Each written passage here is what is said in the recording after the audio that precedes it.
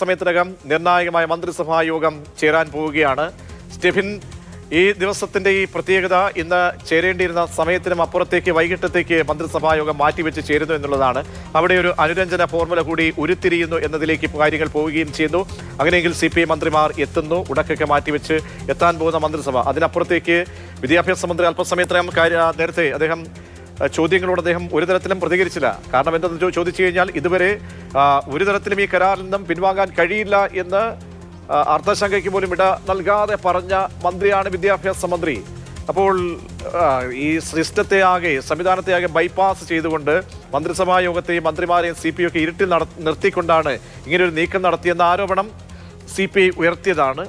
അപ്പോൾ എന്താണ് ഇനി ഈ മന്ത്രിസഭാ യോഗത്തിൽ ഇത്തരം വിഷയങ്ങൾ PMCയുമായി ബന്ധപ്പെട്ട വിഷയങ്ങൾ ചർച്ചയ്ക്ക് വരുമോ?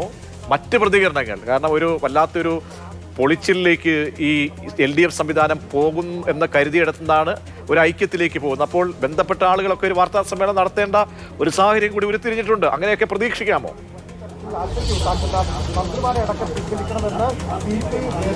പ്രജീഷ്, ഇപ്പോൾ ഈ പ്രശ്നത്തിനൊരു പരിഹാരം എന്നതിനപ്പുറത്തേക്ക് ഇപ്പോൾ ഉണ്ടായിരിക്കുന്ന LDFിലെ രാഷ്ട്രീയ പ്രതിസന്ധിക്ക് ഒരു പരിഹാരം കാണുക എന്നതാണ് CPMഉം CPIയും ഇടതുമുന്നണി നേതാക്കളും എല്ലാം പ്രധാനമായും നോക്കിക്കണ്ടത്. അതിന്റെ ഒരു പരിസമാപ്തിയിലേക്ക് കാര്യങ്ങൾ എത്തിയിട്ടുണ്ട് എന്നുള്ളതാണ് നമുക്ക് മനസ്സിലാക്കാൻ കഴിയുന്നത്. അതിന്റെ ഭാഗമായിട്ടാണ് 3:30 CPIയുടെ മന്ത്രിമാർ ഇന്ന് മന്ത്രിസഭാ യോഗത്തിൽ പങ്കെടുക്കുമെന്നുള്ളതാണ് അറിയിച്ചിരിക്കുന്നത്. കാരണം അത് ഔദ്യോഗിക അത് അവർ പറയുന്നില്ല എങ്കിൽ പോലും അതിലൊക്കെ ഒരു രാഷ്ട്രീയ കൗതുകം നിലനിൽക്കുന്നു. കാരണം മന്ത്രിസഭാ യോഗത്തിൽ നിന്നും വിട്ടുനിൽക്കുമെന്ന് പരസ്യമായ ഒരു നിലപാടെടുക്കാൻ CPIയുടെ സംസ്ഥാന സെക്രട്ടറിയോ മറ്റു മന്ത്രിമാരോ ഒന്നും തന്നെ നേരത്തെയോ ഇന്നോ കഴിഞ്ഞ ദിവസങ്ങളിലോ ഒന്നും തന്നെ തയ്യാറായിട്ടില്ല.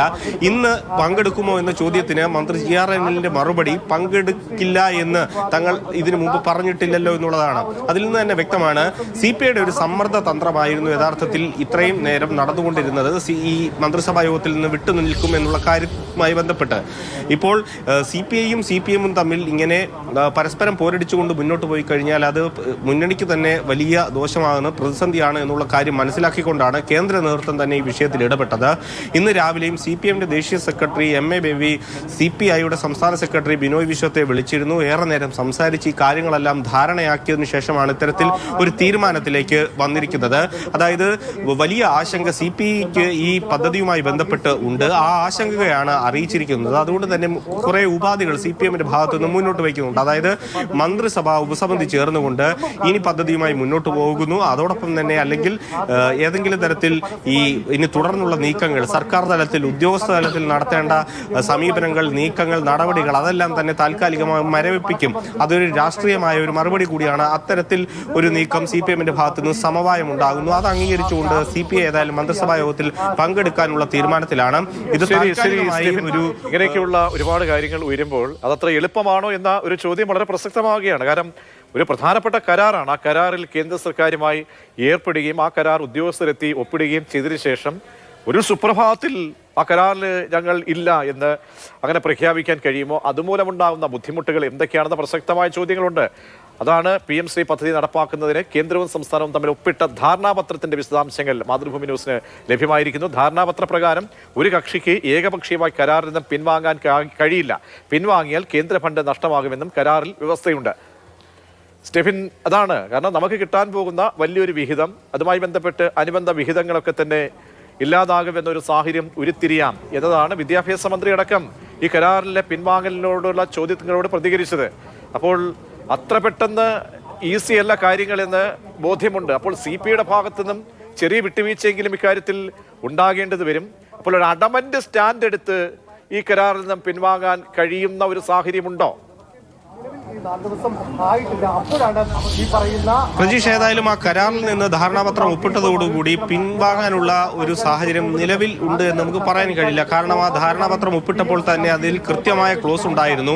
ഒരു കക്ഷിക്ക് മാത്രമായിട്ട് അങ്ങനെ പിൻവാങ്ങാൻ കഴിയില്ല. ഇപ്പോൾ CPI നേതാക്കൾ ആവശ്യപ്പെട്ടത് കത്തിലൂടെ ഇത് കേന്ദ്രത്തെ അറിയിക്കണം, പരസ്യമായി ആ ഒരു നിലപാട് സ്വീകരിക്കണം എന്നുള്ള കാര്യമാണ്. അങ്ങനെ അയച്ചാൽ പോലും അതിന് എത്രമാത്രം നിയമസാധുതയുണ്ട് എന്നുള്ള കാര്യം ഇപ്പോഴും വ്യക്തമല്ല. അതെല്ലാം തന്നെ ഇനി നിയമോപദേശത്തിന്റെ കാര്യത്തിൽ നടക്കേണ്ട കാര്യങ്ങളാണ്. അതുകൊണ്ട് തന്നെ CPM-നെ സംബന്ധിച്ചിടത്തോളം ഇപ്പോഴുണ്ടായിരിക്കുന്ന രാഷ്ട്രീയ പ്രതിസന്ധി മറികടക്കുക എന്നത് മാത്രമാണ് മുന്നിലുള്ള വഴി. അതിന് CPI-യെ അനുനയിപ്പ് ചേർത്തുക, അവരെ സമവായത്തിലൂടെ മുന്നോട്ട് ഒപ്പം ചേർത്ത് കൊണ്ടുപോകുക എന്നത് മാത്രമാണ്. ഇന്ന് മന്ത്രിസഭാ യോഗത്തിൽ നിന്ന് മന്ത്രിമാർ മാറി നിന്ന് കഴിഞ്ഞാൽ അത് ഇടതുമുന്നണിക്കും CPM-നും CPI-ക്കും എല്ലാം ഉണ്ടാക്കാൻ പോകുന്ന ഒരു ഡാമേജ് ഉണ്ട്. അത് തിരിച്ചറിയുന്നുണ്ട് നേതൃത്വം. അതുകൊണ്ട് തന്നെയാണ് ദേശീയ നേതൃത്വം തന്നെ ഇടപെട്ടുകൊണ്ട് ഈ പ്രശ്നപരിഹാരത്തിലേക്ക് കാര്യങ്ങൾ എത്തിച്ചത്.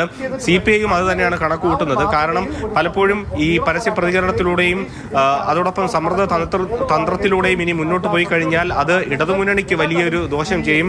തെരഞ്ഞെടുപ്പ് വരാനിരിക്കുന്ന ഒരു സന്ദർഭത്തിൽ അടുത്ത ആഴ്ച ഒരുപക്ഷെ തദ്ദേശ തെരഞ്ഞെടുപ്പിന്റെയൊക്കെ നോട്ടിഫിക്കേഷൻ വരെ ഒന്നിച്ച് പ്രവർത്തിക്കേണ്ട ഒരു പാർട്ടികളാണ്, മുന്നണിയാണ്. അതുകൊണ്ട് തന്നെ അത്തരത്തിലൊരു സമീപനം CPI തുടർന്നു പോയി കഴിഞ്ഞാൽ അത് വലിയ കോളിളക്കത്തിലേക്ക് ഇടതുമുന്നണിയിൽ മാറും. കാലങ്ങളായുള്ള ബന്ധത്തിന് തന്നെ അത് തകരാർ സംഭവിക്കും. ആ തിരിച്ചറിവിലൂടെയാണ് ഇപ്പോൾ ഇടതുമുന്നണി നേതൃത്വം മുന്നോട്ട് പോകുന്നത്. CPI സംസ്ഥാന സെക്രട്ടറിയും അതോടൊപ്പം തന്നെ CPM സംസ്ഥാന സെക്രട്ടറി അടക്കമുള്ളവർ മുന്നോട്ട് പോകുന്നത്. അതുകൊണ്ടാണ് ഒരു സമവായ സാധ്യതയിലേക്ക് കാര്യങ്ങൾ എത്തിയത്. രജീഷ്, അതായത് സ്റ്റെഫിൻ, ഇക്കാര്യത്തിൽ ഇനി LDF യോഗം വളരെ പ്രധാനമന്ത്രി സ്കൂൾസ് ഫോർ റേസിംഗ് ഇന്ത്യയുമായി ചേരാനുള്ള അല്ലെങ്കിൽ ഇങ്ങനെ ഒരു ഐക്യപ്പെടാനുള്ള സംസ്ഥാനത്തിന്റെ സാമ്പത്തിക വിദ്യാഭ്യാസ മേഖലയിൽ നിലവിലെ അടക്കം കിട്ടാനുള്ള ഫണ്ടുകൾ അത് മുടക്കപ്പെടുന്നു, തടസ്സപ്പെടുന്നു. ഈ സാഹചര്യങ്ങളൊക്കെ ഉയർത്തിയാണ് ഇത് പ്രതിരോധിക്കാൻ ശ്രമം നടത്തിയത്. ഇപ്പോൾ അതിനപ്പുറത്തേക്ക് ബഹുദൂരം CPI മുന്നോട്ട് പോയി അവരുടെ സ്റ്റാൻഡ് അവർ വ്യക്തമാക്കുകയും ചെയ്തു.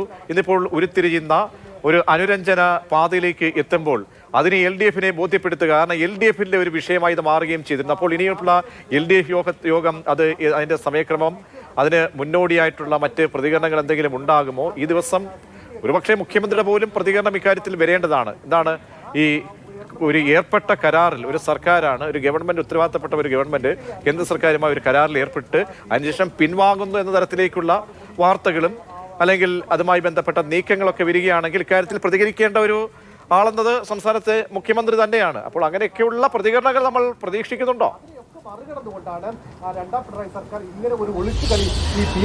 പ്രതിഷേധം മുഖ്യമന്ത്രിയുടെ പ്രതികരണം ഉണ്ടാകുമെന്നുള്ളത് CPI-യുടെ ദേശീയ സെക്രട്ടറി D. രാജ പറഞ്ഞുവെങ്കിൽ പോലും ഇപ്പോഴും ഔദ്യോഗികമായി അത്തരത്തിലൊരു അറിയിപ്പ് ലഭിച്ചിട്ടില്ല. വാർത്താ സമ്മേളനമോ മറ്റൊന്നും മുഖ്യമന്ത്രി മന്ത്രിസഭാ യോഗത്തിന് ശേഷം വിളിക്കും എന്നിപ്പോഴും ഉറപ്പില്ല.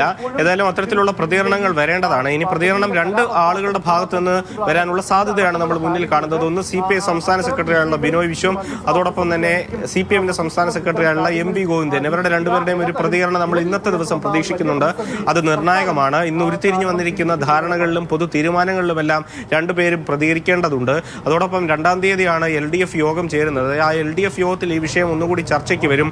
അതിൽ ഇപ്പോൾ CPI പരസ്യമായി ഉന്നയിച്ചിരിക്കുന്ന കാര്യങ്ങൾ അടക്കം ആ LDF യോഗത്തിൽ ഉന്നയിക്കും. ഏതൊക്കെ ഘടകകക്ഷികൾ ആർക്കൊപ്പം നിൽക്കും, ഈ പദ്ധതിയുമായി എങ്ങനെയാണ് മുന്നോട്ട് പോകാൻ കഴിയുക, അപ്പോൾ 3:30 അല്പസമയത്തിനകം, അതായത് 10 മിനിറ്റിനകം മന്ത്രിസഭാ യോഗം ചേരുകയാണ്. അപ്പോൾ CPI ഇരുട്ടിൽ നിർത്തി എന്ന് അവർ ആരോപിച്ച ഒരു വിഷയത്തിൽ ഇരുട്ടിൽ നിന്നും പ്രകാശപൂരിതമായ ഒരു അന്തരീക്ഷത്തിലേക്ക് CPI കൈപിടിച്ചു കൊണ്ടുവരാൻ കഴിഞ്ഞു എന്ന ഒരു നിലപാടിലേക്ക് പോകുന്നുണ്ടെങ്കിൽ അപ്പോൾ അവിടെ ഒരു കീഴടങ്ങലായി CPM കാണുന്നുണ്ടോ? വിദ്യാഭ്യാസ മന്ത്രി ഒന്നും പ്രതികരിച്ചതേയില്ല എന്നതും എടുത്തു പറയേണ്ടതാണ്.